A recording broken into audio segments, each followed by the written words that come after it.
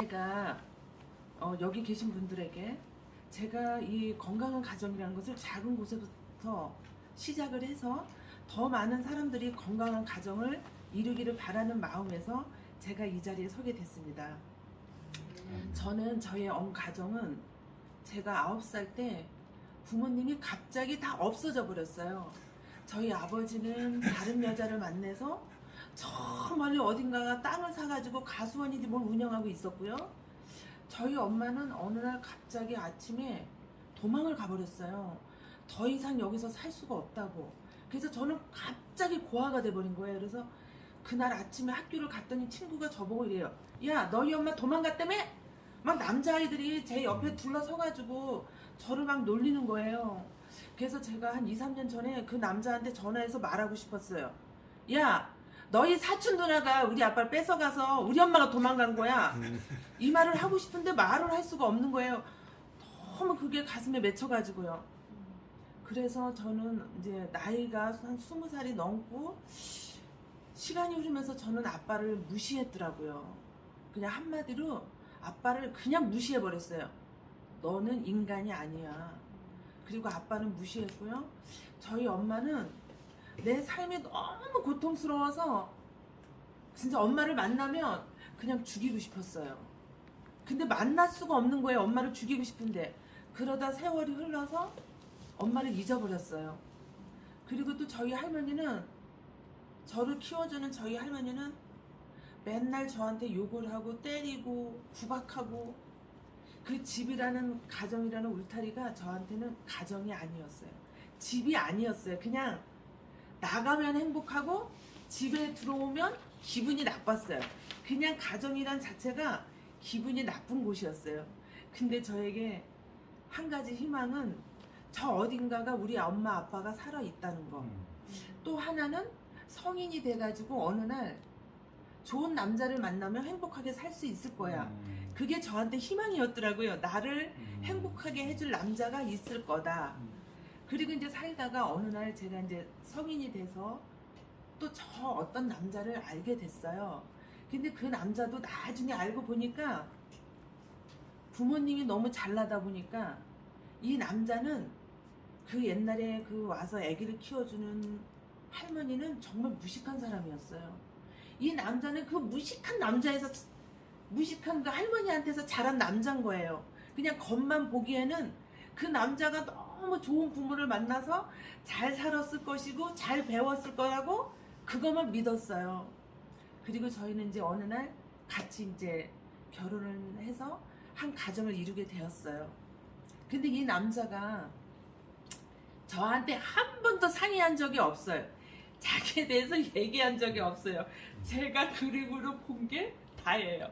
그냥 그럴 것이야? 라고 그냥 믿고 있었어요. 근데 이 남자가 저한테 와서 무슨 일이 있으면 한 번도 얘기를 안 하는 거예요. 그래서 이제 제가 이제 그러면 저라도 얘기를 해야 되잖아요.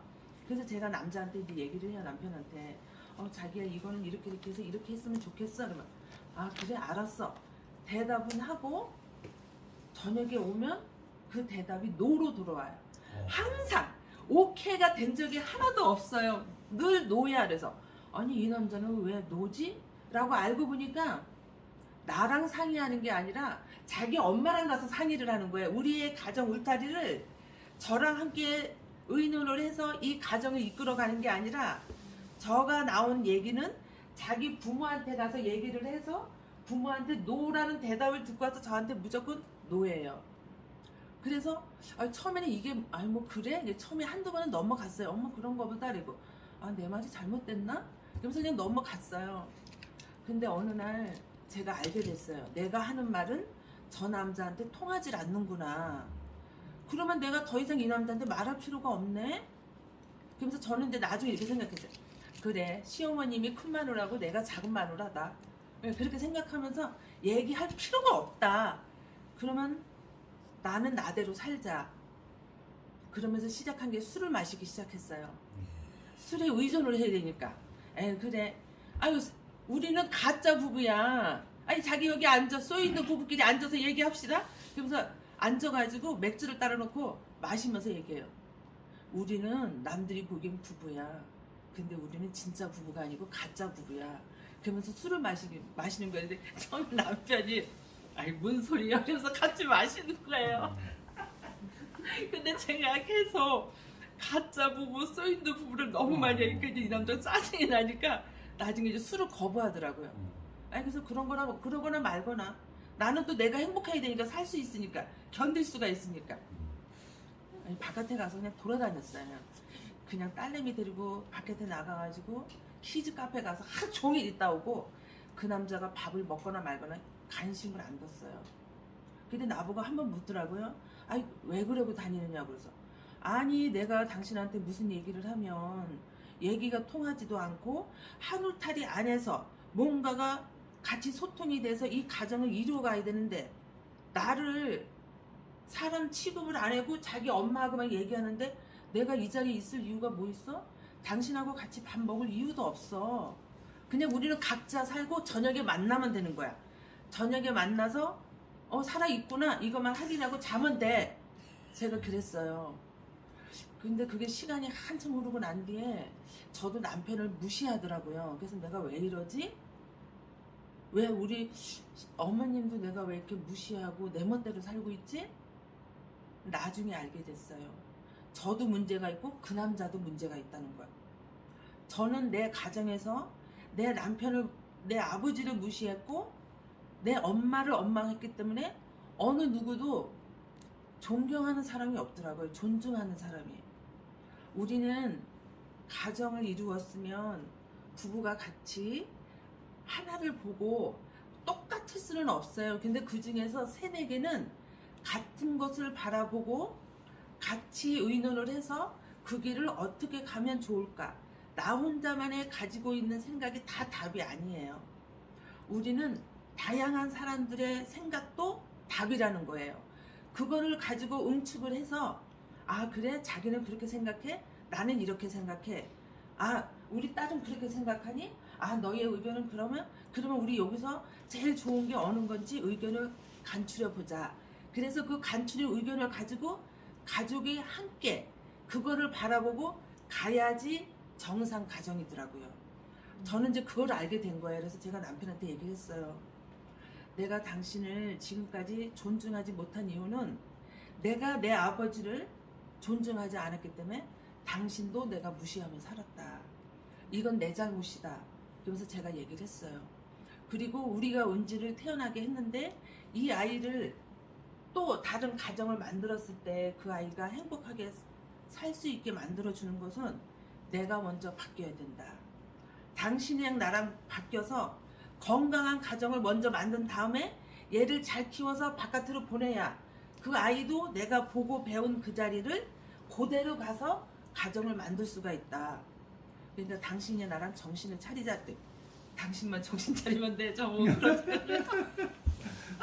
그래서 나 안다. 내가 문제가 있는 건 아는데 우리가 이제는 무슨 일이 있으면 당신이 부모님한테 가서 얘기를 할 게 아니라 우리가 지금이라도 여기에서 어떻게 가족이 또 이 딸도 같이 이 가정 안에서 행복하게 자라서 이 아이가 결혼한 다음에 그 남편을 존경하고 내 아내를 존경하고 내 자식이 태어났을 때 같이 얘기를 의논하면서 이 건강한 가정을 만들면서 살 수 있을까?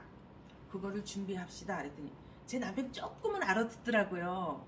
근데 다른 분들은 저마냥 이런 실수를 안 하고 이 얘기가 무슨 얘기인지 잘 새겨 들으시고 건강한 가정을 만들고 또 미소도 여기 있어요. 우리 미소가 이제 20대 아직 안쪽인 것 같은데 우리 미소가 나중에 아니 제가 부모라면 그럴 것 같아요. 제 은지도 그렇고 우리 여기 목사님 딸들도 있고 우리 또 여기 미소도 있고 이 아이들이 나중에 결혼해서 건강하고 행복한 가정을 만들 수 있는 건 무엇일까? 내가 먼저 바뀌어야 돼요.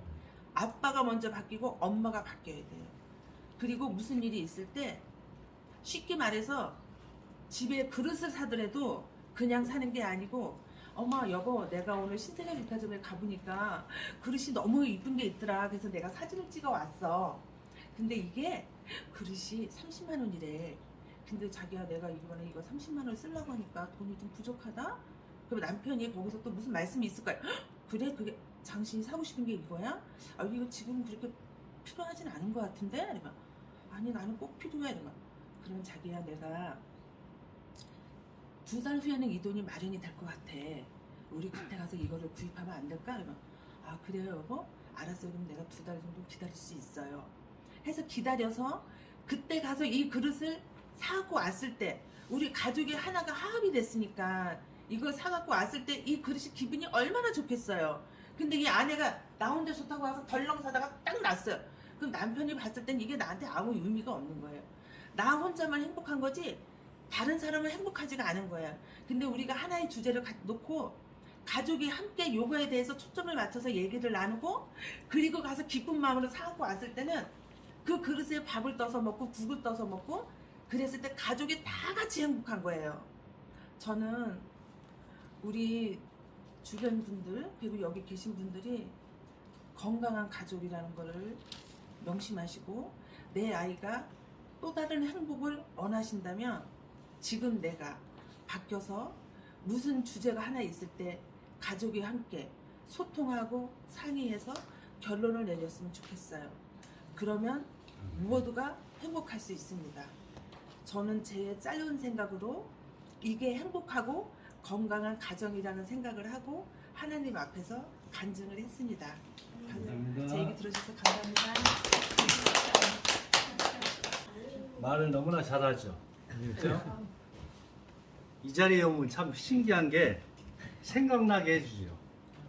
기도 같은 것도 해봐도 그렇고 말씀도 전해봐도 그렇고 여러 가지 이제 가정교회 발표를 해봐도 신기한 게 이 자리에 쓰면 뭔가 이상한 거라만 느끼셨을 거예요.